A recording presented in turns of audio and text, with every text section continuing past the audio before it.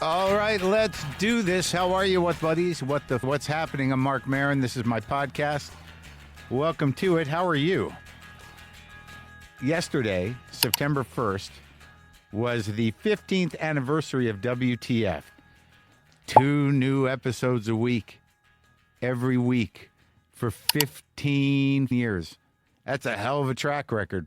Brendan McDonald, my business partner and producer, is a wizard, and we've been doing this a long time without break. No matter what I'm doing, if I'm in outer space, I'd have my Zoom 6 up there, recording my intros, watching my Zoom 6 float in the air with zero gravity.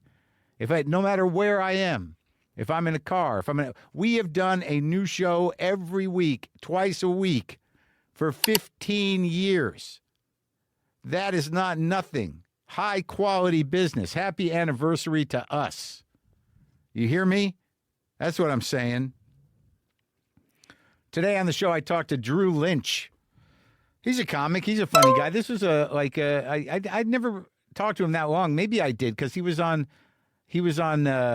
season 4 of Maron. He played one of the kids who I was in rehab with, and he was very good in that. Very funny. We had some funny moments, but He was a finalist on America's Got Talent back in 2015. He's a comic, obviously. His podcast is called Did I Stutter? Because that's something he's had to struggle with. And it was a good talk.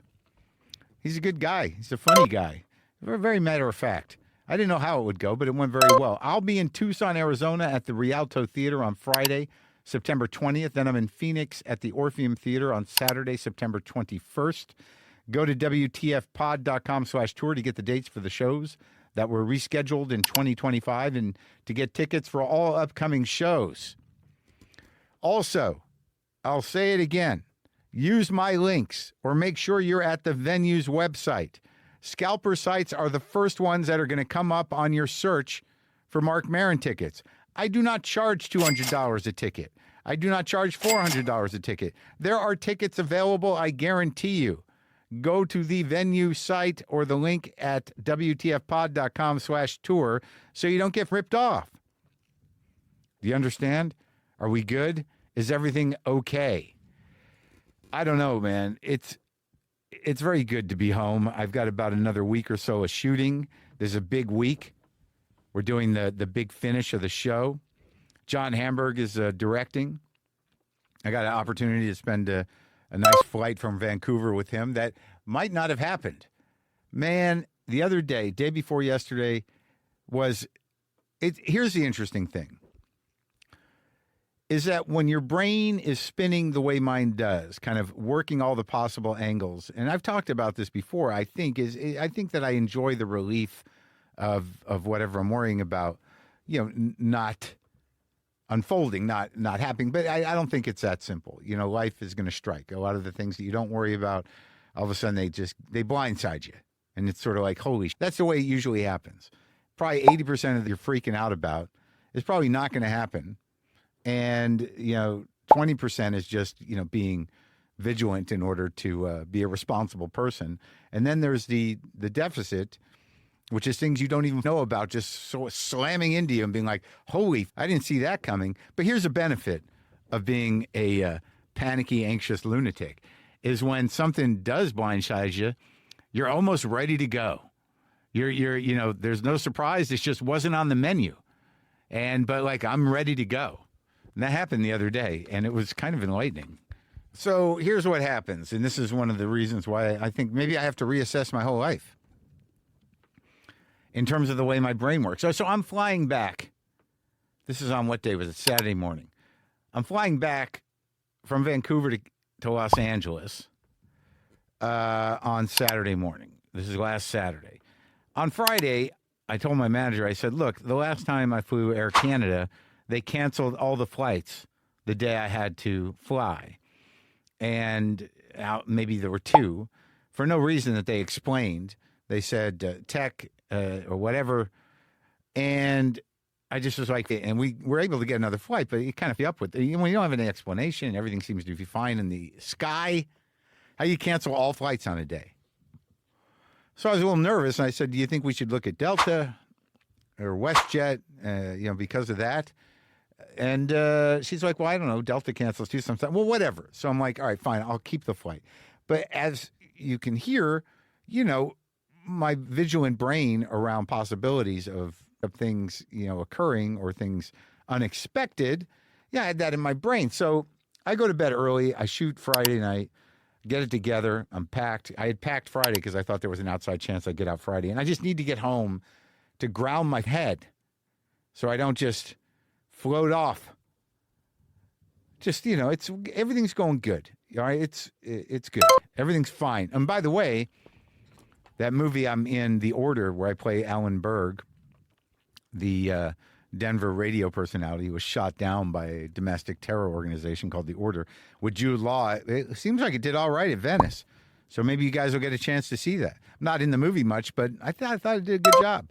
So anyway, I go to bed Friday with that thing about Air Canada in my head, but I've been sort of eased my mind a bit after I talked to my manager. But the deal was I was supposed to get up.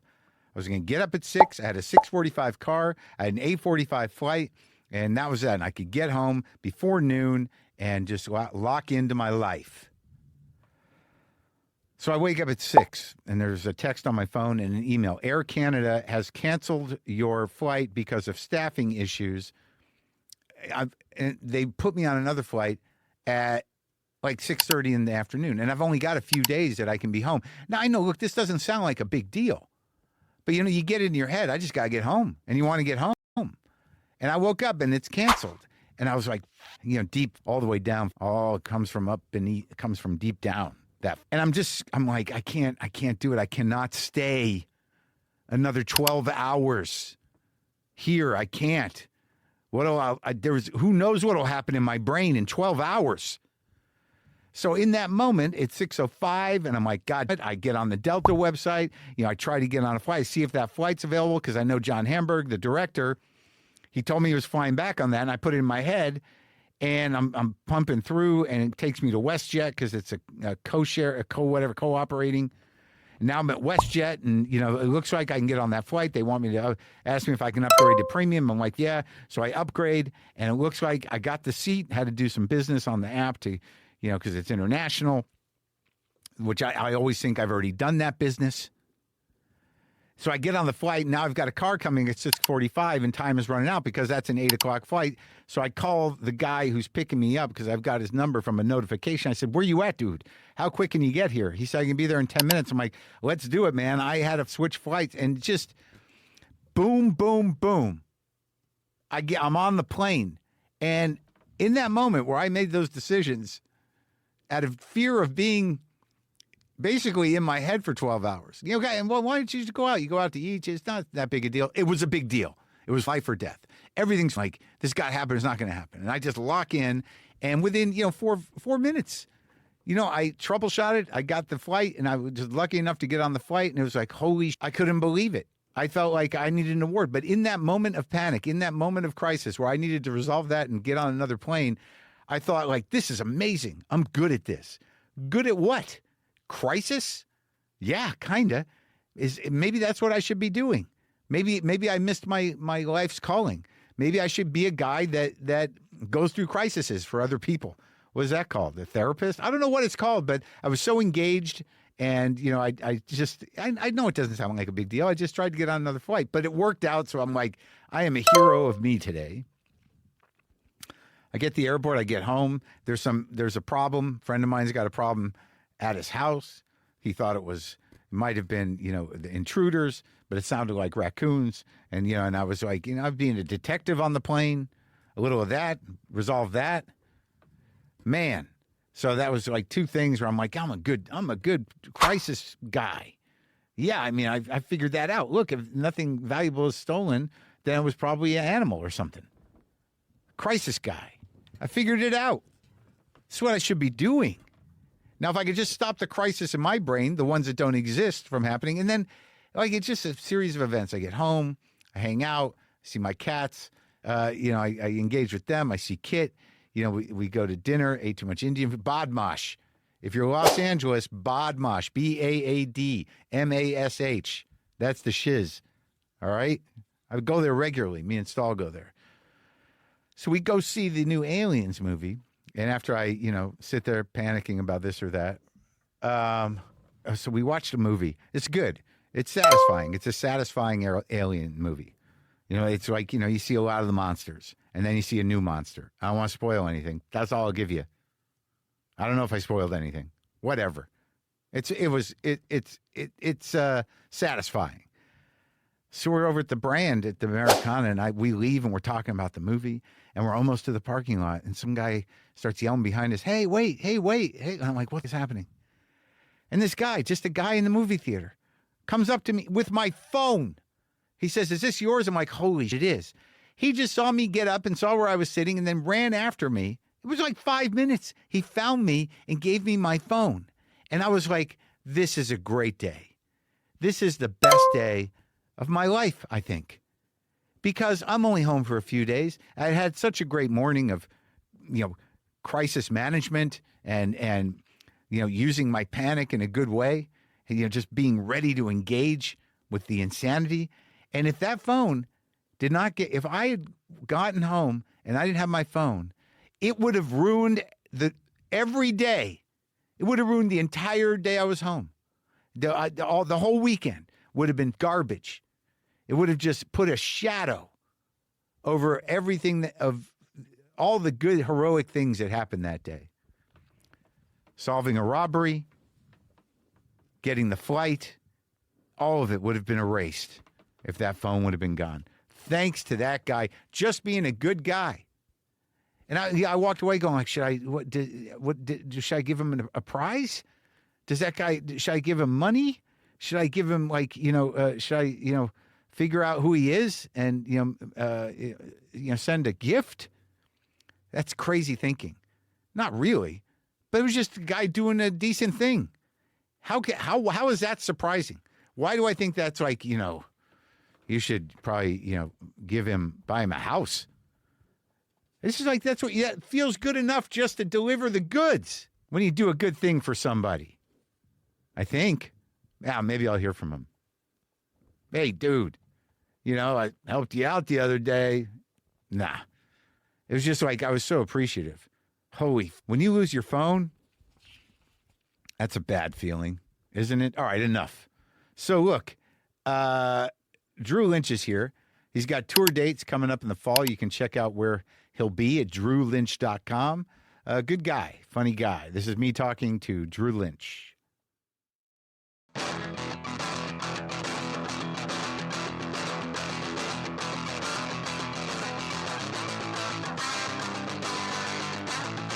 So I'm sorry you came into this ratchet I heard phenomenon. I heard the whole thing. And what, me telling the cleaning lady if I asked her if she smelled the rodent? It felt like a conversation I shouldn't have heard. But I want to be honest about the fact that I heard it. I know this is your private life, Mark. Yeah, I got there just too early. And I'm traveling today. I don't know, how are you with the traveling? I'm getting better. I used to have really, really bad anxiety with all of it. Those early flights where you would have a same day gig. Those are the. I would drink. I would get those little mini bar. Yeah. Like the little vodka, little really cheap vodka, and I would just pound those on the way to the airport. I would get a ride to the airport. Yeah. Literally drink and drive, but on the way to the airport, I would drink just because I was just such a nervous flyer. The whole process of how's it going to be received? What's the gig? Where is it at? Yeah. All of it. Yeah, and also just the stress of wondering if you're going to make it. Yeah, that's the worst.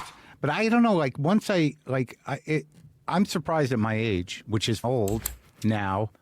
I don't know. I can't advocate for you to talk to yourself this way. Well, I appreciate that. But how am I still freaked out about it? That's what always gets me. It's I've been doing this my whole life. No. But when I got to travel on the day I got to travel, like today, it's all of a sudden I'm just walking around my house and my girlfriend saw a rat on the front yard the other day and I'm like, that means it's downstairs. And usually I put out those horrible traps with the peanut butter and then you got to deal with the rat. And now the day I'm leaving, I go downstairs and I can't even tell you how much rat is down there. I can't even begin to explain the explosion of rats in my basement. Like, it's been going on for a while. I don't even know how many are down there. And now I got to leave today. So I'm just going to carry that with me. Like, from now on, like, unless I do something about it today, I could put those traps out. But then those rats are going to sit there for as long as it takes for me to get back. Yeah, when you come back, you have a rat problem. At least right one. now, you have a rat problem. I have a rat problem. Oh, my God. It's astounding. I've never seen anything like it. But, like, I don't know whatever. How is it that when you see a rat in the yard, you would know that it's in the basement? It's just because they need like it's inhabitable to be out in the yard? Like, there's no such thing as like a rat in the yard? Not really. I mean, if there's a rat in the yard, you know, they're living somewhere. Yeah. Oh, yeah. And if it's my yard, yeah, having known that there have been rats that have kind of hung out in my basement before, yeah, why not assume? Yeah, I see how you logicked your way back to that conclusion. But I hadn't gone down to the basement in weeks because I've been away. Yeah. And it's just sort of like, what if there's got to be a party of rats down there. This is what we were talking about. This is why I don't know that I can get a house. There's just so much, for how much we travel, like, it just feels like the apartment lifestyle is so much lower stakes, and you just feel there's no attachment to whatever happens. Yeah, I mean, just call a manager of some kind. Yeah, you call a guy. You call a guy who's better at being a man than you are, and then. Well, that's not always the case, but it's their job. Speaking for me, yeah. It's their job to be a man, whether it's better than you or not. Their job is to deal. I'm not great when I got to pick up a rat. I freak out. Yeah, nobody's going to be at their best. And like, I throw away the trap and everything, and they're reusable. I'm like, I don't give a. I'm gonna get a shovel.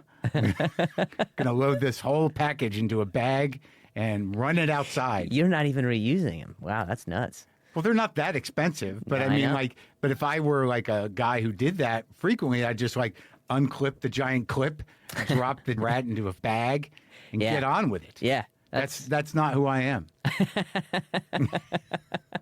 I'm the guy who sees the rat and goes, "Oh God," and then tries to maneuver as if it's going to come back to life. Yeah, dude.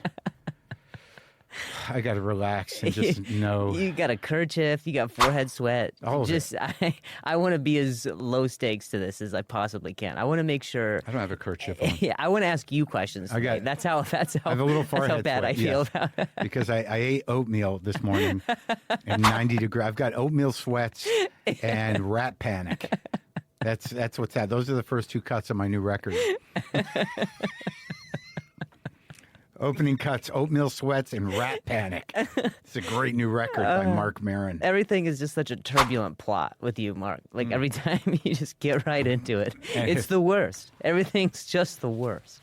All I wanted to do today, like, I was trying to think, like, what haven't I done since that I wanted to get done since I'm home for a few days? And I needed to oil my boots, which seems like a real low on the list thing. Sure. But I get that in my head, and I'm like, I'm going to be oiling boots this morning. Yeah. And I did that, and now I've got a whole other. Now I got a rat. I thought I was free and clear, but now my house is sitting on basically a mound of rat shit. God damn it. So what have you been doing? Your life is good? It is. Yeah, it is good. I hate saying that it's good when you see comics on the scene, because you're just like, to what level of good? You know, are they saying like professionally good, or are they saying personally good? Yeah.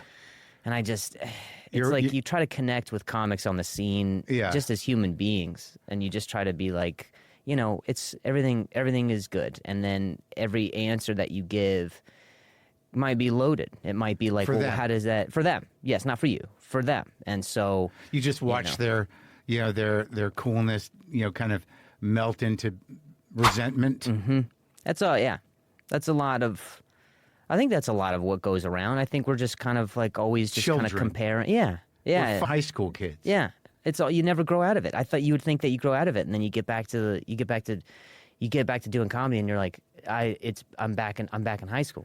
Oh my God! I'm actually starting to sort of feel the aging out a little bit. Like I've whatever I've earned in my life, that's where I'm at. Yeah. And I'm not fighting, but I still have that. Like, who the this guy? Yeah. It's like, doesn't matter. Mm-hmm. Dude, you've got your thing. You've worked to this level, and here you are. Stop, try to get out of high school. Try to graduate. Mm-hmm. But Do you think that you've gotten closer to peace because of that? No, I've gotten closer to. I guess there's a sort of peace in resignation. Sure. I don't know mentally if I'm that much different, other than I do really acknowledge my age. Like I've talked about this before. There was a period there I thought we were all contemporaries, and we kind of are. But then I turned 60, and COVID happens, and all of a sudden I'm at this age, and I'm looking at other people's ages. I'm like, why aren't they getting older? Why I thought we were all kind of right in the same. And then I realized I'm 2 generations away from you. Mm-hmm. I mean, I think when you did my show, Maron, what were you, 12? Let's see, that was what, 8 years ago? So I was 24, 25. It's crazy. It's crazy. I felt young when I did it, for sure. Well, you were supposed to be kind of young. Yeah, I was, but I just felt young just in the environment. Yeah, I felt so it worked out? Yeah, I guess. It was funny. Yeah. I told you the other day at the Comedy Store that I ended up watching an episode of it. And it was that episode where we do the field trip. Yeah. From the rehab. Yeah. You and the coffee. Yeah. It's funny. I loved it. I loved it. I mean, I loved watching the whole process of you working on it too, because you're vacillating between actor and writer, and you're every time you'd hop off a set, you're on your phone talking about I got to go to Helium and Philly, and I gotta do this thing like you are, and I was just like, oh, he's either in character always, or this is who he is always.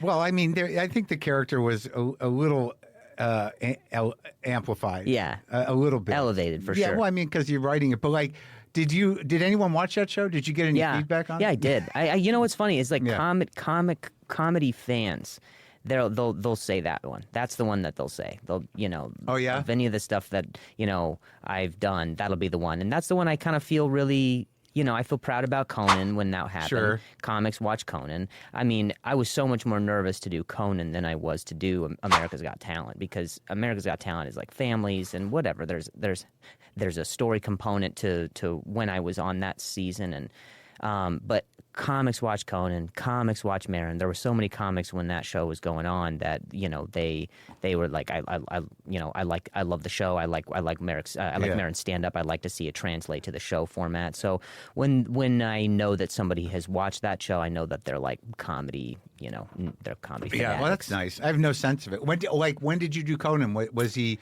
Was it when he was on television? Yeah, 2007. Yeah, what's television? I don't know if it's evolved. I don't know what it is. I don't know if anybody watches anything. Yeah, like Maron. I was ahead on the of the curve on not being watched, because I was just on like a basic cable network.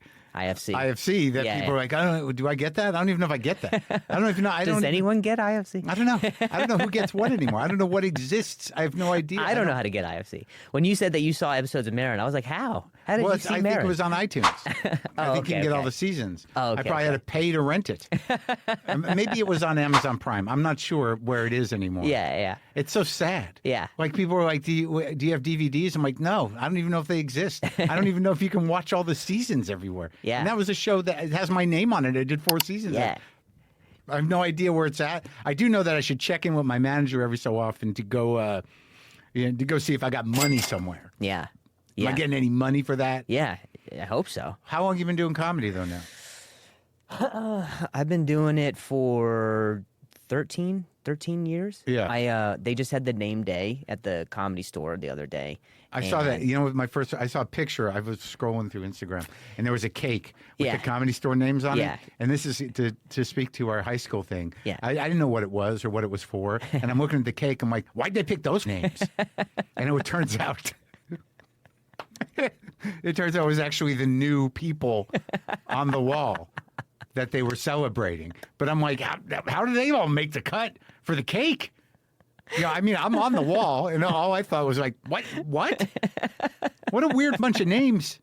I've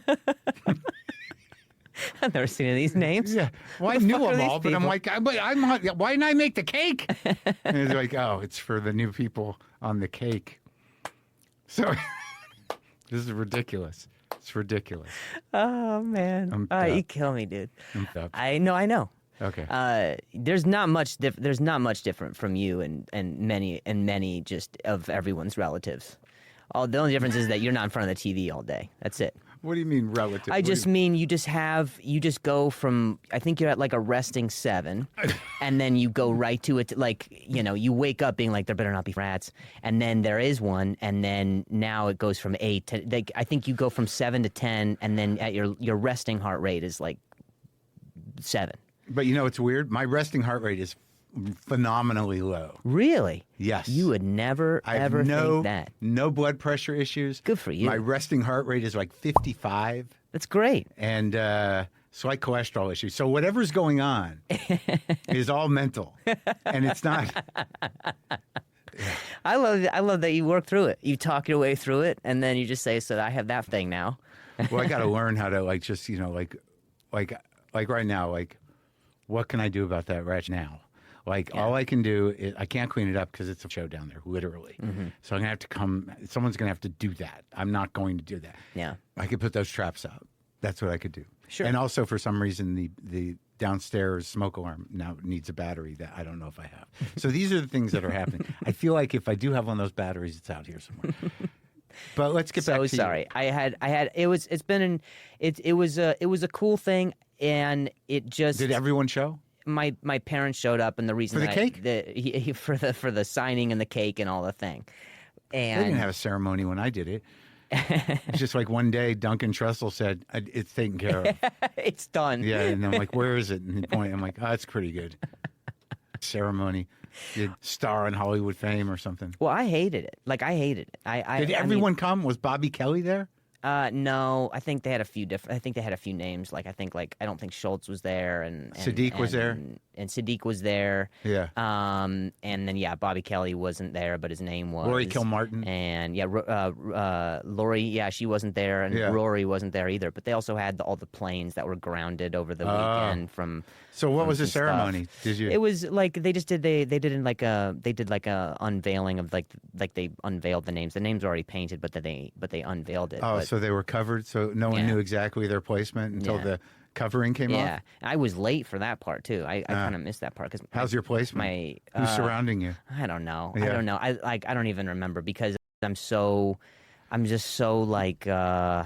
I don't want it to be like I don't know. I really vanity brings out such an ugly side of like anybody, but I run away from it because it just makes me even I had my parents in town and they don't understand what's going on. They don't understand the significance really. They know that it is a big deal maybe for some of us, but they don't understand the significance of how it translates. And it brings out just this vain side of me where I have to be like I don't want to explain it, and I don't even want to necessarily like stand in front of it and it's you didn't win an Oscar. It's like I'm proud of what happened, and that's great, but I know how many other comics are like that's what they want or that's what they're grinding towards. I know so many other comedians who are also very very deserving of it, of course, and so I'm trying to, so they're just like, so it's, my parents are just so like, so it's anybody who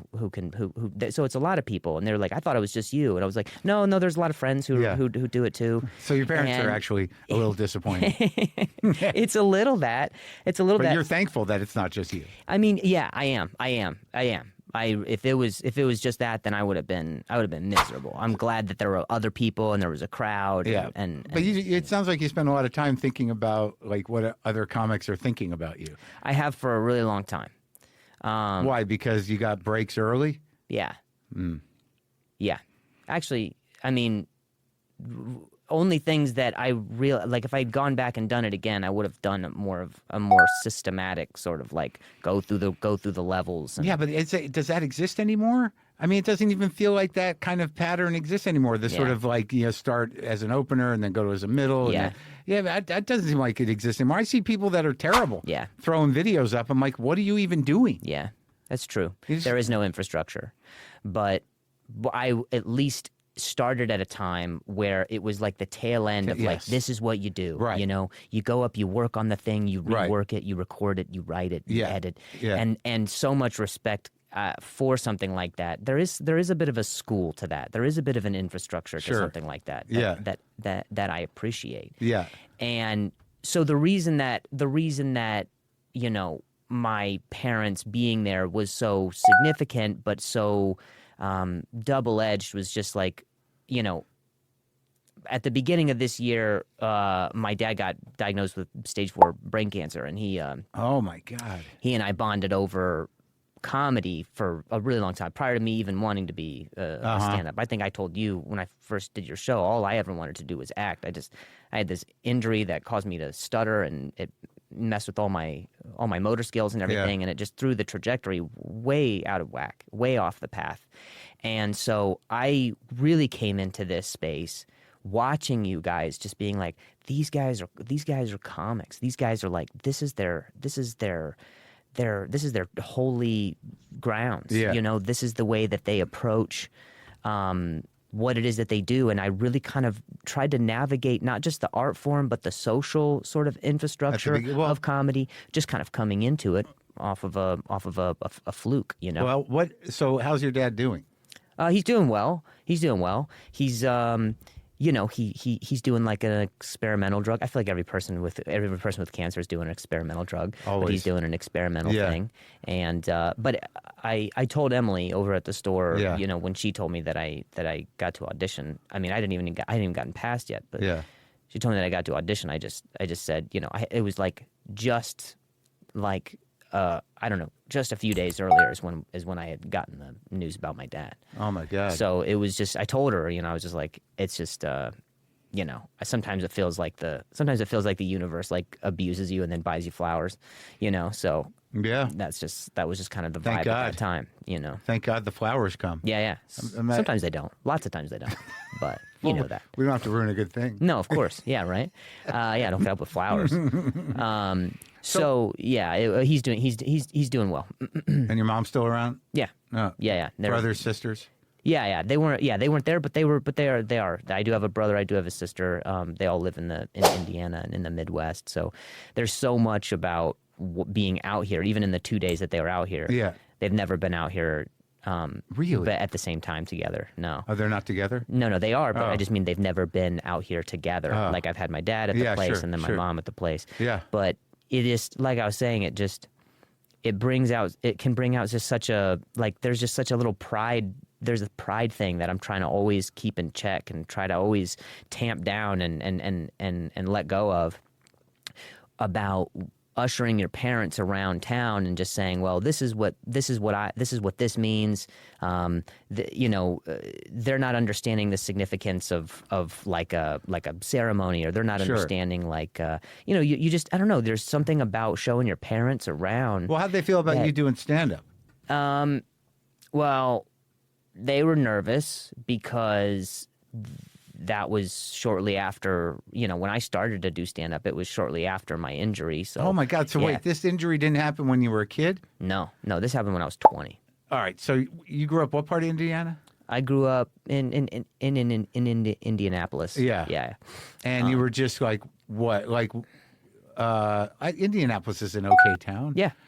And you... Midwest vibes, yeah. So, you make it through high... Were you an athlete in high school? No, I was a theater kid. Oh, really? Yeah. I was really, really bad at sports. And so then I started doing plays and reading, and I read obsessively. Neil Simon, Shakespeare. Did you do musicals and stuff? Yeah. I so did the whole thing. Real theater kid. Yeah, real theater kid. And that was sort of what you wanted to do? Of course. I mean, as soon as when I was bad at sports, and then I kind of found theater. I mean, I went to a performing arts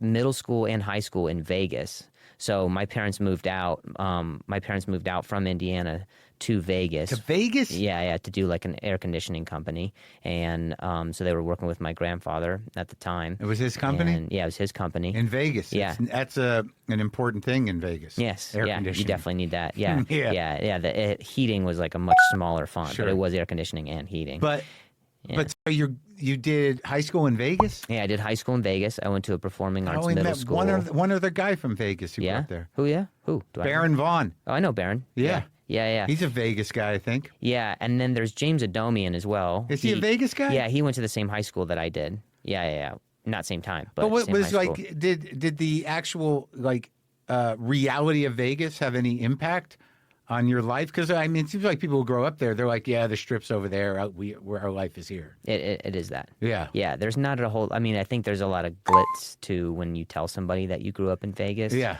And they kind of... But they don't realize it's a sprawl. Yeah. And you can just see the strip over there. Yeah. But when you're in high school, you guys go see shows and stuff? Yeah. I mean, I grew up like around a lot of like nudity and degenerates and gamblers and people who I grow up in around. High school? Yeah. Not to mention the people on the strip. No, I just mean... you saw those people? You were aware of it? Yeah, all the time. I mean, that's why I rarely gamble, and I hate going to that place. Yeah, I mean, I as a sober person, like, because I only drink during the summer, and then during the year is when I'm sober. It's a weird thing. Yeah, but that's what I do. Who divides that system? Me. Yeah, why? I don't tour during the summertime, so I just kind of want to be a little bit of a person. But when you drink, are you like, I'm doing it? I'm like, it makes it sound like, yeah, man, by the time summer comes around, I need one. It's like a diet. It's a little bit like a diet. But so during the summer, you're just faced. I'm not like, should I be thankful you made it out of bed this morning? Jesus, that Drew, man. It's amazing he got up that early. It's summer, This is his time. No, I just... That's good. At least got some discipline in your system, life. Yeah, just some system that needs to be in But place. how close were you to the strip growing up? I don't know, like 20 minutes. In Vegas, you're 20 minutes from everywhere. Sure. So when you see degenerates, nudity, and everything else, it was just... Where was that? That was on the strip. Yeah. But it was on the strip. But like, when I was in daycares, they would do like field trips to this. So all the cool stuff, even for kids, like bowling alleys are through casinos, sure. movies are through casinos. Oh, right. They got like the Shark Reef, they had like the Mirage Zoo and stuff like that. All these cool but things. But it's all to bring in gamblers, their kids, not to bring in the local kids. Exactly. For field trips. Yeah, exactly. So you got to walk by showgirls. Yeah, you got to walk, and the guys cigarettes. The guys flipping the cards. You know what I mean? First Yeah. like nudie card that I saw, I was really, really young. Nudie card. Yeah. Where was the guy flipping a nudie card? Yeah, sounds like he streets. shouldn't be around the kids. Yeah, definitely not. But they don't care. Like so they were doing. Oh, just yeah, like running. the kids, the guys on the streets who are outside the casinos all the time flipping things. Yeah. They got those little scratch offs on top of the nipples of the girls or whatever. Yeah. Yeah, these are those childhood memories. Yeah. So that was what Vegas was, and then I knocked out my first year of college in high school so then I just decided to take like a year off. So I was like, I'm not going to go to college that first year, and then in the first year of living out here is when I landed an agent and a manager. And so how'd you get the agent manager? Was that after America's Got Talent? No. That was no. All right, so you took a year off school? I took after high school I graduated. Right. And I with AP classes and credits, I already got rid of my first year of college in high school. So I was like, I'm just going to take that year to just move out to LA. How'd you get an agent? Through an acting class that I took. I had a friend recommend me from the acting class. Out here? She was like, and she was like, what one was that? His name's Adam Marcus. He's directed. He directs like mostly horror films. Yeah. How was that for you? So you came out here, didn't know nothing about it, got an apartment, and took Adam Marcus's acting class on the recommendation of some guy you knew. I booked a student film. From that student film, there was an actor on that set who said, hey, I take this class. From that class, I found this guy. Inside of that class, there was a girl who recommended her manager to me. I got connected through that to that manager, and then from that manager, I got an agent. So it was really like that thing, that Are thing, you still with these reps? No. They dropped me. They dropped me after I got injured, after my softball injury. So what happened? So you're on your way. You got you at least feel like you're doing something out here. Yeah, I did. And you weren't doing stand up yet. No. Just I tried it one time, and I was like, that's not for me. Where was that? Flappers. Yeah. Oh, like what year was that? I don't even remember. 2011. Yeah, it doesn't seem like that place has even been around that long. Yeah, that was the first job that I got here because it was the perfect night job. I could just have my days free to audition, and then go work nights. What were you doing there? I worked the door. That was just by you just found that job? You had no interest in doing comedy necessarily? I love being around comedy. So you're watching Flappers comics. Yeah.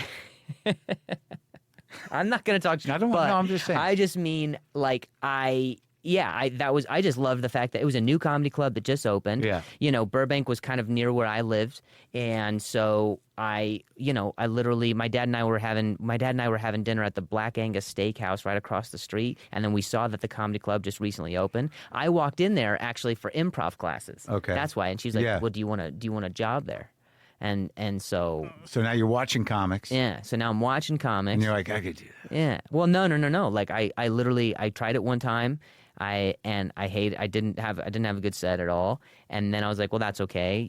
I love the environment. Comedy's just adjacent to like, acting and performing. Sure, of course. Stuff. Yeah, I get it. Yeah. So that was kind of how. Did you meet comics? Yeah, I did. And some bigger comics too. Oh no, they all go there. I wasn't being condescending. No. I just mean like some bigger comics as far as like when I worked the door, like I would see these guys and I'd be like, wow, you know what I mean? Like this, so like this was like Nate Bargatze would walk in before Nate was Nate Bargatze, and there were just some people that I would love. I genuinely loved comedy as a viewer. Sure. And so. And you and your dad liked it. Yeah. And so it wasn't really until so Flappers had a softball team. I played on that softball team. I got injured. What happened? I took a bad grounder to the throat, and I had hit my head on the ground. Oh my Jesus Christ! Those ground balls, dude. Yeah. Well. I mean, I grew up doing sports before I decided I didn't want to do them anymore. So I thought getting myself back involved in softball's like social thing. Yeah, there's a comic softball league right now. Yeah. So no one ever calls me. Yeah. Wait, would you want to play? I'll go hit a ball. You back in the field? Yeah, I was in the fields. But you're I'm back. I'm not. I don't want to play. Someone asked me, and I was like, I'm not. Yeah, right. I'm okay. Yeah. Fool me once. Yeah. So you get hit in the throat, you go down. It hit my head. Well, the brain injury was the more significant of the two injuries. So what happens? I just had a vocal contusion from the softball to the throat, but the TBI that I had that went untreated. What's TBI? Which was traumatic brain injury that I had at the time, which went untreated and unsupervised. And you didn't know you had it? No. So you went down. Did you black out? I don't remember anything until the next day. My roommate drove me to the hospital the next day. My parents flew out from Vegas to see me in the hospital. And I remembered only just being in the hospital the next day. But apparently I had gone back to work, and then from there they sent me home. And then when my roommate saw me the next day, I was disoriented. My speech was off. My motor skills, everything was just foggy. So I remember Jesus, the hospital visit and being in the hospital that week. So what unfolds? So the next day you're up. Yeah. And then what do you do? Go back to the hospital? No, they had me stay in the hospital. So when you went back to the hospital, so you got the injury. I went. When my roommate drove me to the hospital, yes. I stayed there for a week. Okay. My parents flew out and saw me. Got it. And then what they told me was, because they ran CAT scans, they ran MRIs, they did the whole thing, and they told me that. That my speech should return. My speech should return and make a full recovery. But the diagnosis was a major concussion with a minor vocal contusion. Okay. And so they were wrong? I guess so. Yeah. Because I saw a neurologist years later who was like, this went completely untreated. You didn't heal your brain properly, and I had to do the keto diet for a year, get rid of all fats and sugars to try and heal the bruising on my brain, rehabilitate myself with physical therapy. All right, so you a year later, it's not going away. Yeah. And that's when you go to another neurologist. No. I went to a neurologist just a few years ago. I was doing speech therapy at that time. So my speech only made tons of progress probably in the past few years. And that's just because of the, a lot Oh my God. So this happens and now I'm not trying to dump all this on you. I just want to, are you familiar with this show? Yeah, I am familiar. I just, I don't know. I don't want to bum you out. You're not bumming me out, but because it's sort of like, it's hard to imagine, things happen to people. one way or the other, that sort of redefines their entire life for better or for worse in terms of what you have to adapt to, live with, or transcend or not. Yeah. So what you're saying is after you got out of the hospital, you had a massive stutter. Yeah. And so at that point, you're like, how the fuck am I going to audition? How am I going to do anything? Oh yeah, I had to have my roommate make calls on my behalf to my reps, and they told me, well, they basically dropped me. They kind of like informally said, you can come back when you get better, and then I wasn't better for 10 years. So when do you start doing comedy? I mean, what were you doing in these 10 years? I mean, that's when you... Yeah. Within that first year, I was on stage talking about it. I had a friend who said... With the stutter? Yeah. I had a friend who said, just go up there and just talk about it. Just make jokes about it. Be self-deprecating about it. And the first mic I remember I did, I wasn't like strong as far as like from a joke standpoint. Yeah, sure. But I will say, I remember feeling that there was empathy in the room. And it was a mic. So again, empathy empathy is a thing that's strained from all comics. So the fact that I think so many comedians who had seen me over the year and a half, 2 years that I worked there, the fact that they had seen me, they knew my relationship was like, oh, well, he's a door guy. He says hi. He's not a comic, but whatever. Sure. So I think many of them had heard what had happened, and so the fact that I was on stage just talking about it, that felt like I was human again, and it felt like I wasn't a victim of the circumstance. I wasn't just stuck. It was like taking control of your life somehow. Exactly. Exactly. I mean, how close were you to like this? Like once the stutter, once the injury happened, your reps dropped you. You knew what it was like to have a completely normal sort of relationship with the world. Yeah. And now like everything like you set out to do is like kind of gone. Yeah. Like, were you on the edge of like, I'm going to go back to Vegas, or maybe I'll work in air conditioning? Or it never crossed my mind. Okay. It never did. That's good. My whole life I grew up just with this one goal in mind. Yeah. And to act. To act. And I just loved it. Yeah. And when that was cut, and when that was like, stopped, it just kind of felt like I just kind of felt like there's no way that was the end of it. There was just no way that to me could be what the end of the story was. What a sad story. It's not even a story. That's just like, that, like in my mind. And maybe it was just ego. Maybe it was just like, I just can't, like I refuse. But for whatever reason, I just had this thing happen, and I was like, all right, all the other options are done. I can't work at a different job. I guess I could be that slow ticket taker. Then that's my life forever. Or I will try to take some, it literally just someone just came up to me and was just like, you should just go on, just talk about it on stage, And at that moment, you're so vulnerable. You're just looking for any sign to just be like, I can't be in this spot. I have all this energy and I feel stuck. So any sort of flyer someone hands you, you're going to take a deep look at. You're going to take a second look at. So when you go on stage that first time, what happens? I don't even remember what I talked about, Mark. I just know I just know I was trying to make a joke about people coming in and giving me their name, because you got to take everybody's name in the database and stuff. So you're still a door guy? I'm still a door guy. I was a door guy there for a few years after my injury. When does the stuttering become funny? Jeez, I don't know if it ever was. No, but I mean, they're like, because of your self-ownership of it, and that it's integrated into who you are. I mean, I've seen your stand-up. There is a timing to the stutter that has a unique rhythm to it. Yeah. And you must be aware of that at this point. Yeah, I mean, I try to now I go on stage and it's very minimal. So I'm very lucky in that.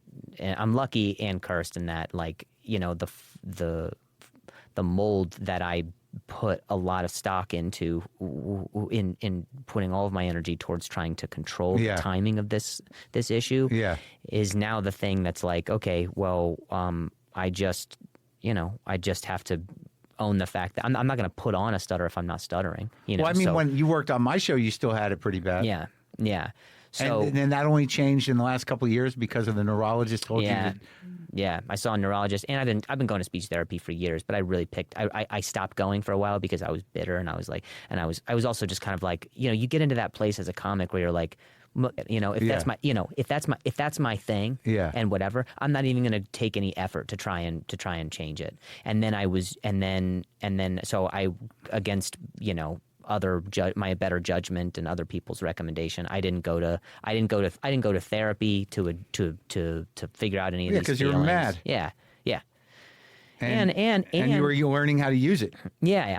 It was like, I'll never go. If I have to deal with this thing, if I have to deal with the pain of just people socially judging me all the time, or occasionally having a bad set because I couldn't figure out the timing of my speech, and people are like, "What the fuck is going on?" Or people thinking like, "Oh, what the fuck is this, a character or whatever?" Right. Like whatever. Small price to pay for the fact that I was almost just like, I'm not that slow ticket taking guy for forever, and that's my career. The sad story at the door. Yeah, and I never, and that was my biggest fear. Like I said earlier in this, is like, that was my biggest fear, is like, with America's Got Talent, like, yeah, it's a great thing, it's a great platform. They do a good job showcasing your story and letting you do your comedy. But I never, like, I was just always so like, I'm embarrassed because I'm just like, I don't want comics to see that and be like, oh, well, he's just a guy who's got a story and that's why he's doing his thing, So I put so much stock into how I was being perceived by other comedians that was what I worked so hard to combat, that narrative of just being like, all right, people would be like, oh, well, he's only successful because he stutters, or he's only funny because he stutters, or he only has a POV or a thing because he stutters. That was when I started to make that change towards, I'm going to do everything I can to try and rehabilitate it. Right, but also though but you were driven to write jokes. Mm-hmm. Like that made you more, I don't know, competitive, but just sort of like, you had to prove yourself on two levels. Yeah. Right. So you had this, tragic hook, but on the spectrum of tragic hooks, there are worse ones. Sure. Sure. But I imagine that when you felt the judgment of other comics diminishing you as somebody who just has this this one angle. Yeah, I imagine you started to really write the jokes, write the sure, things. and make jokes that had nothing to do with that. You know, it slowly just became, all right, you make jokes for them up top so they know that you have it. But it's interesting though, because when you have something like that, which is a rare thing, that you can't hide your vulnerability. Yeah, because you have this flaw. Yeah, that you didn't ask for. Yeah, but you have it. So in a way, in terms of getting comfortable on stage, your comfort level, once you earn it, because you can't hide yourself, becomes invaluable. Yeah, and it's something that most comics spend their whole life trying to find or avoid. Yeah, so it's built into you. So you've already got one up on a lot of people. It's like there's no layer of the onion to peel. Right, you've been shattered by this thing. Right. So I'm sorry that you feel so. You're still sort of like you have to deal with that. I guess we all do for whatever reason. Yeah, everybody has something that they have to. But the judgment is, it's weird that most people are really just thinking about themselves. Of course. And whatever they say about any other comic, it's not that in depth. Yeah. And it's just this like kind of some dumb little thing they do to make themselves feel better or more superior. Yeah. But ultimately everyone's on their own. Yeah. Right? Yeah, 100%. Did you ever have an experience with other comics where you had to like stand up for yourself like that? Yeah, I mean, I remember the first time, not the first time, maybe the fourth or fifth time I went into the store. Someone was like, "What are you doing? This isn't Flappers." It cut me down so bad, Mark. It got me so bad. Like I turned. But that's like saying hi at the store. That's someone welcoming you to the comedy store. I pivot off my foot and left. I was like, I'm not ready yet. Wow. Yeah. You failed the test. Yeah, I guess so. Yeah. Weak. Brittle. Yeah. Brittle. Yeah. And the proper response to that is like, who are you, door guy? Yeah. Was it a door guy? Yeah, no, I don't know. I don't think so. But that would be very door guy-esque. Yeah, but you got to take those hits. Yeah. No, so that was over 10 years ago, and then you get that little. And here you are with your name on a cake. Yeah. And on the wall. Yeah. 10 years later, you got me looking at my Instagram going, Drew Lynch. I didn't even know that guy was a regular. His name's on the cake. Where's my name? No, dude. It's for the new people.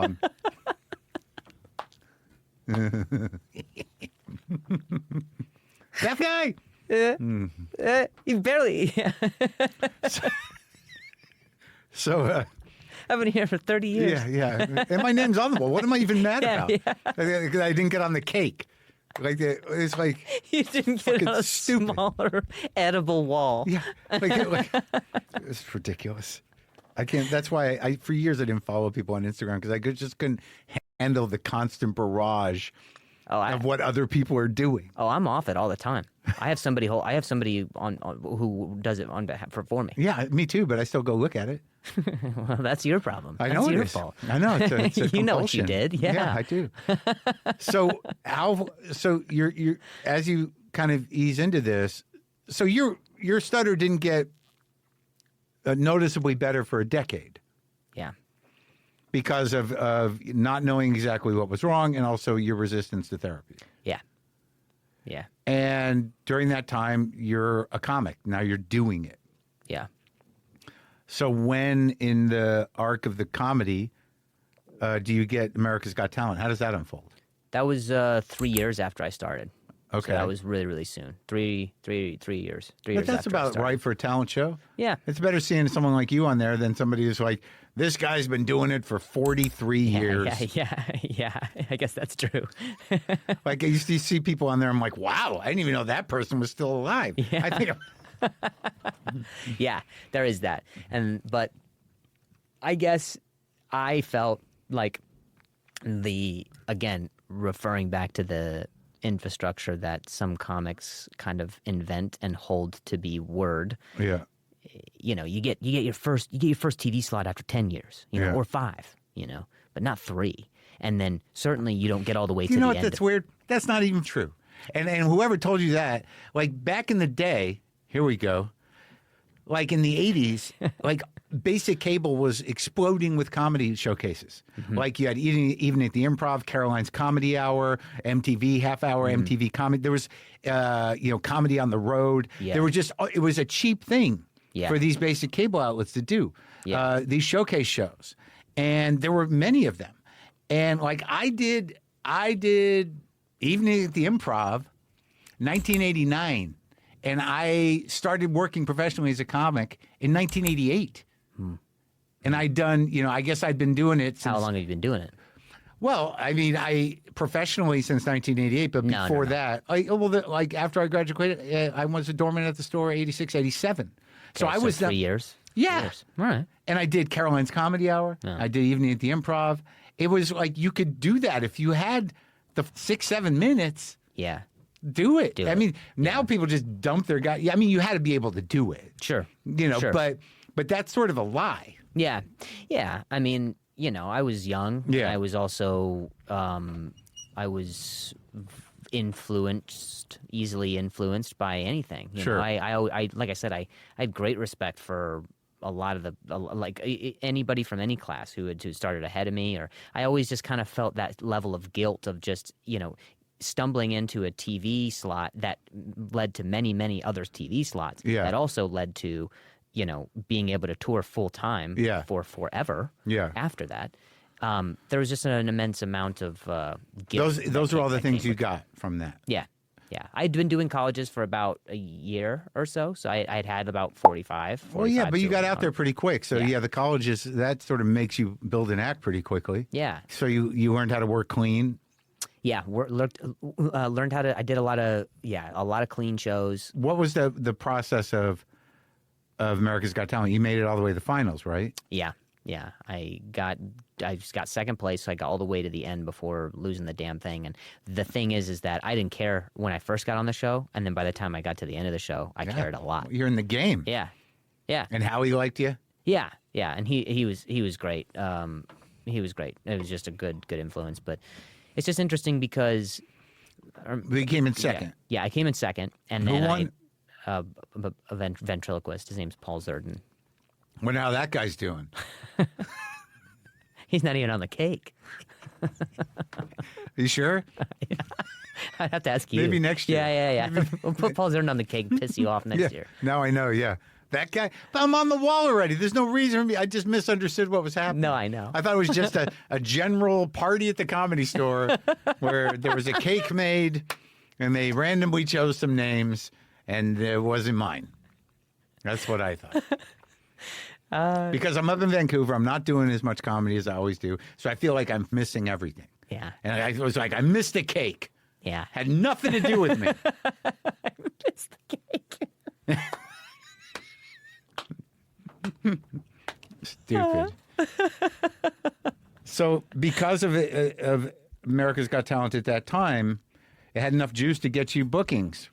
And you rode that wave. Yeah. And then I kind of diverted my energy to online stuff and building an online audience. You did that with YouTube? Yeah. I had, I think, early adapter, 60,000 subscribers at the end of America's Got Talent, and then I worked my way just doing weekly content all the time. And what do you got now? 2.5 million. Yeah, so that's enough to make a living. Yeah. So it really became like that was the time where I was like, I consider myself lucky just because early I really. That was before TikTok. Yeah. And Instagram. Really. Yeah. So this was it. This was it. Like this was like YouTube. This is If you want to focus on this is how you can do it. YouTube and then Facebook, and that's pretty much it. And then you could get long form content out there. Right. You could get you could get whatever it is you wanted to talk about at that time, and really kind of curate like a weekly audience who wanted to watch you. And you're just doing observational stuff. It wasn't even a podcast, really, right? Yeah, I had a vlog. They call them vlogs. Yeah, I did it with my dog. It was a show that I did. It had like splashy edits and all that kind of stuff. Yeah. So I built. You doing that all on your own? Yeah. Figured it all out? Yeah. Look I at went you. and bought myself a camera. I got myself Adobe Premiere. I taught myself how to use it, which was just brutal, but it was worth it. It was worth it. And so then that was like whatever, like 2 years of that or whatever, and then I get on Conan, and then right around the Conan time is when I realized I was like, I do these vlogs and I got a lot of people showing up at my shows with their dogs, and it's like. That's cool, but I would love for people to just appreciate the appreciate the stand up. Yeah. So then that was when I just started to pivot from just being like, okay, here's the brand as just my comedy. Yeah. Really? So never wanted. I hid behind another gimmick. You know what I mean? I'm just so afraid. The stuttering guy with a dog. Yeah. I hid behind. That was the whole therapy dog angle. Yeah. Is that what it's called? Yeah, I had dog vlog, and then I had a therapy dog. I had a show called Therapy Dog.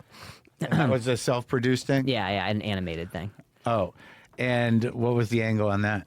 Did the dog talk? I talked to the dog. It was just me, therapy, okay. And the dog had captions captions above. And that got popular. It's a lot to produce animation, especially on a bi-weekly basis. Yeah. You write the thing, you cast it, you get the animated storyboard, and then you send it, and then they send you a cut. And you didn't have any infrastructure or people working for you. It was just all you. No, at that point I did. Yeah, at that point I did. Like in my first year of doing like YouTube aggressively. I did most of it, especially when you're such a control freak early on. You're just like, I need to be able to control how this goes and is perceived or received rather. Yeah. And then I started to hire, people. So the dog thing, do you have a therapy dog still? No. No. Did you? Yes. Yeah. Yeah, I did. She was awesome. She was like a big part of the channel. Yeah. And, how have the dog people responded to your solo efforts? Yeah.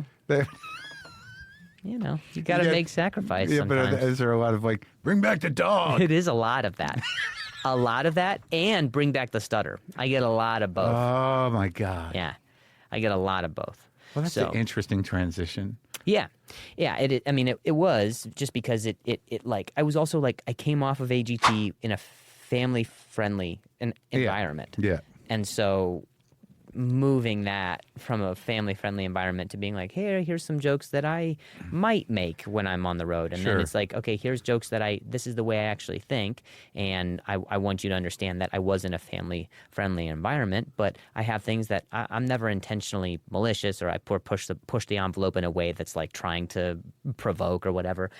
But I am not as middle of the road as some of the people on right. You that want show to, like, perceive you as. well, that's interesting though. Like, that should be a pretty good view to comics that judge you. Is that like, you're actively not doing the stutter on purpose. Oh, of course. Whether I never you ever wanted it to did, be that. yeah. I never wanted it to be that. But that was the assumption. He's yeah. like working this thing, Yeah. and you just are trying to get out of it. Yeah, 100%. Because Yeah. I just never wanted it to be the thing that like defined me or that I had to have as a crutch. And so, even on shows where I would, even on shows where I would have shows where sometimes I was stuttering so badly I couldn't do a joke. Yeah. And then I would have shows where sometimes I'm not stuttering at all, but I wrote the joke about the stutter. And people are like, he's joking about the fact that he stutters, but he's not stuttering. Right. So there's two ends of the spectrum of just like, depending on, especially socially, how much of an influence that can have on the degree to which I'm stuttering. But ultimately, it just came down to not giving up either way. And the new special that's up now, how new is that? That came out last year. And in what's the stutter content? None. Oh, wow. None. How'd it go over? I think it went well. Yeah. I mean, the one before that had no stuttering content either. That's I had great. one joke up top just to address it. Yeah. And then I did four. It was a 40-minute thing. I did 4 subjects. I think I did Dahmer vaccine, homeless, and abortion. So just 4 things that I wanted to challenge myself to just be like, okay, these will be longer bits, and they'll be the idea Get that rid of all those family-oriented people. Exactly. And so I've always kind of set quantitative goals over the years. Like in 2014, I was like, in 2013, I was like, I'm going to do 101 different stages. I just want to perform in different places. And then the next year, they're like, okay, that's great, but you got to perform multiple times a night every night. And so then I was like, all right, well, then I'll set a goal to do 500 sets in 2014. Yeah. And so then from 2014 to 2015, that's when I got on TV. And that's when the muscle of just being like, Which okay, TV, on Conan? on AGT. AGT was 2015. Oh, okay. So So you really have you're a disciplined guy.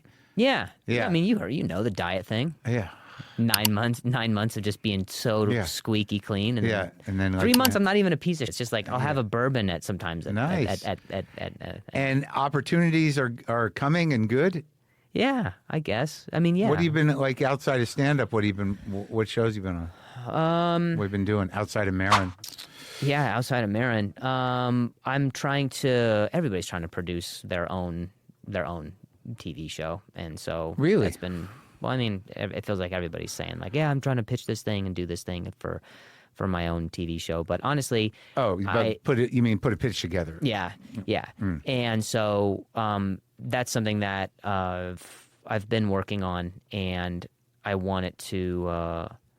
I just want it to be like, I want to be able to get back to doing more acting. And I think I was talking with Fahim about this too. Is like, he's a funny. Yeah, Fahim's so funny.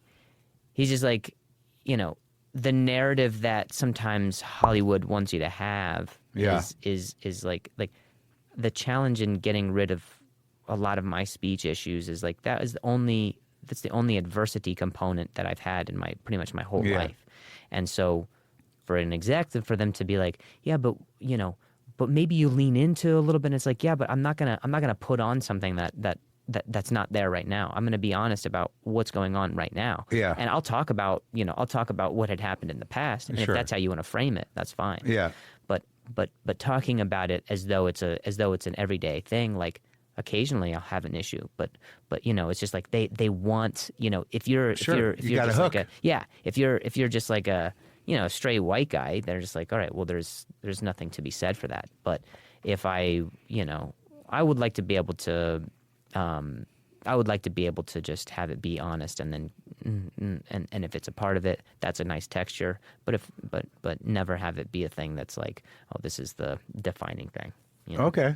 Well, I mean, what are some of the shows did you pitch a show called Speech Therapy?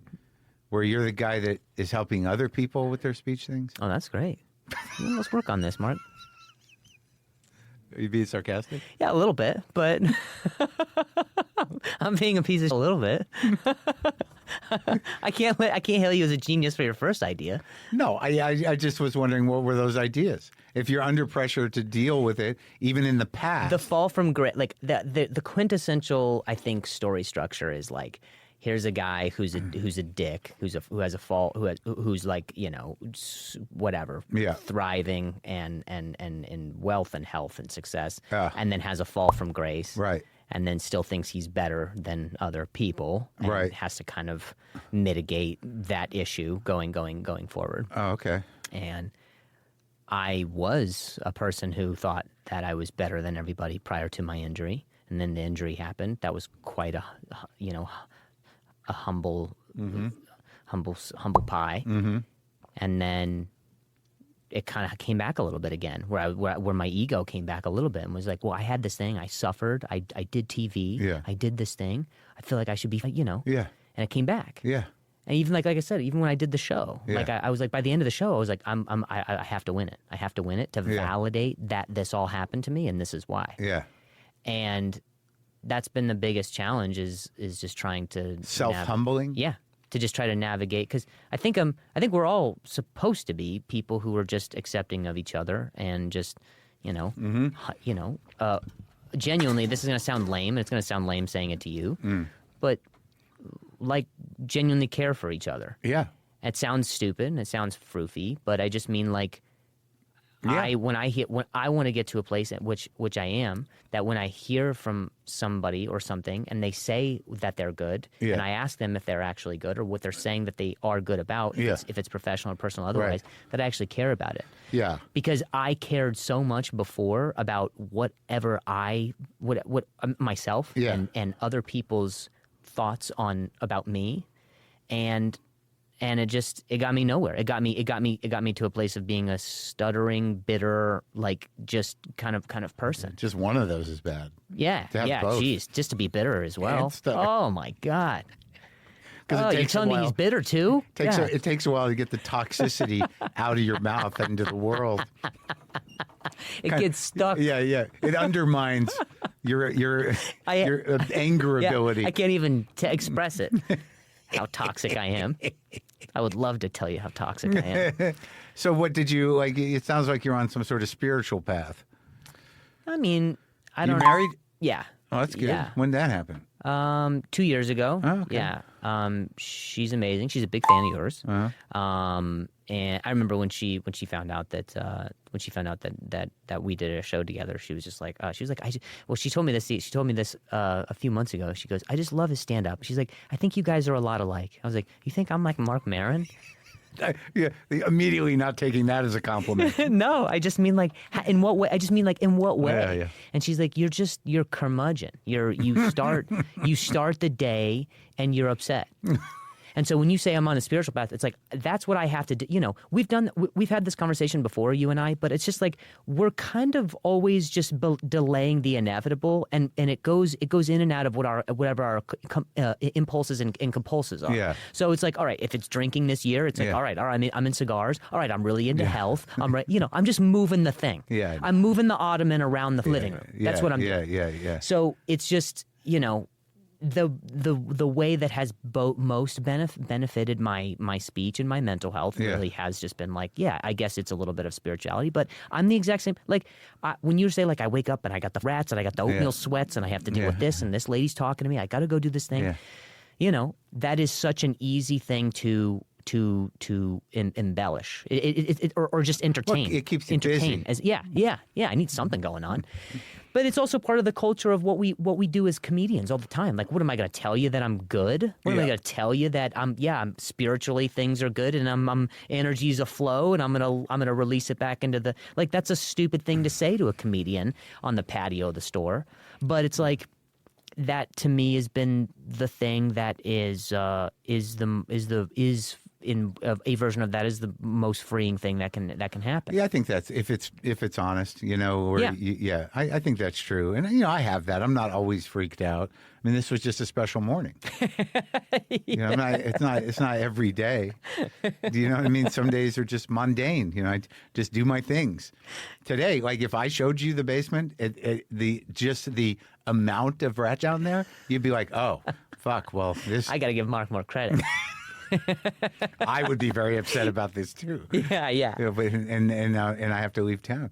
But it was great talking to you. I'm glad everything's going pretty well. Yeah, I believe you. Oh, thanks, buddy.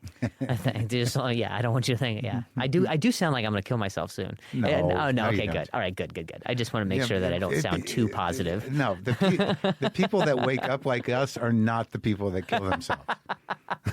It's almost the opposite. We're the people that say that occasionally, but no one believes you. Yeah. The people that wake up and don't want to get out of bed. Yeah. Now, that's a different thing. Yeah, that is different. We got to fight the world. Yeah. All right, man. Thanks, buddy.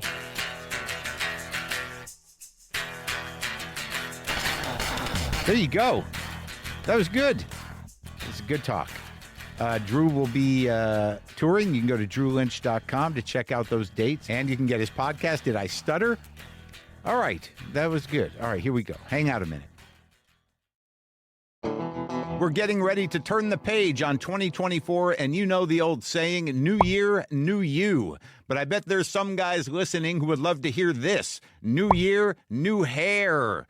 Look, hair loss is very common, but with Hims, hair growth is very simple, and you can start seeing your hair grow back in as little as 3 to 6 months. Hims gives you a range of hair loss solutions with clinically proven ingredients and treatments that are trusted by doctors. Just answer a few questions, and a medical provider will determine if treatment is right for you. If prescribed, your treatment is sent directly to your door. Start your free online visit today at hims.com/WTF. That's HIMS.com/WTF for your personalized hair loss treatment options. hims.com/WTF. Results vary based on studies of topical and oral minoxidil and finasteride. Prescription products require an online consultation with a healthcare provider who will determine if a prescription is appropriate. Restrictions apply. See website for full details and important safety information. Because I don't know how you deal from day to day. I was panicking all morning. I don't imagine you were flying in here on the chopper thinking like, I am nervous about Mark. No, I wasn't. Okay, well, that's good. That makes that would be a problem. It would be a problem. If the president was feeling stressed about coming to my garage. Coming to your garage. Do you think this is the best work you're doing of your life right now? That's kind of difficult, because I was in the Beatles. Why are you taking the other side of everything I say? I'm not. I'm just saying you are. Why did you want me to do this interview if you don't think I know anything about what you're asking me about? I'm just telling. You're done? We were having a good conversation. Oh, come on, Gallagher. One of the first things you said was like, I don't know what you think you're doing down there below 14th Street. Yeah, right. But it doesn't matter. Right. I was trying to be helpful and save you a few years. And was your husband your first love? Now that I really know what love is, I'd say yes. But what was the other thing? Well, thanks for talking to me. It was a real honor. Really Pleasure, man. A lot of laugh. Yeah, and you fun. Smoked your first cigarette in 10 years. Yeah, with Keith Richards. Come on. Those were some memorable moments from the first 15 years of WTF. Don't forget, you can listen to every episode of WTF ad-free with a WTF Plus subscription. To sign up, go to the link in the episode description or go to WTFpod.com and click on WTF Plus. And a reminder before we go, this podcast is hosted by Acast.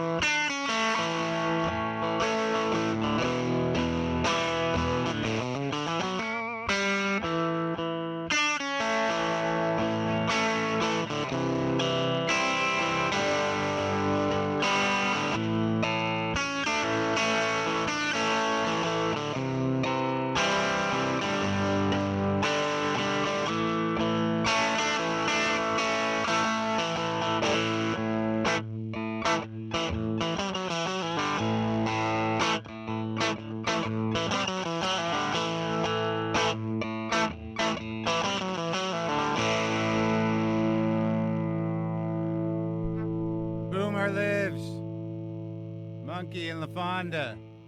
Cat angels everywhere.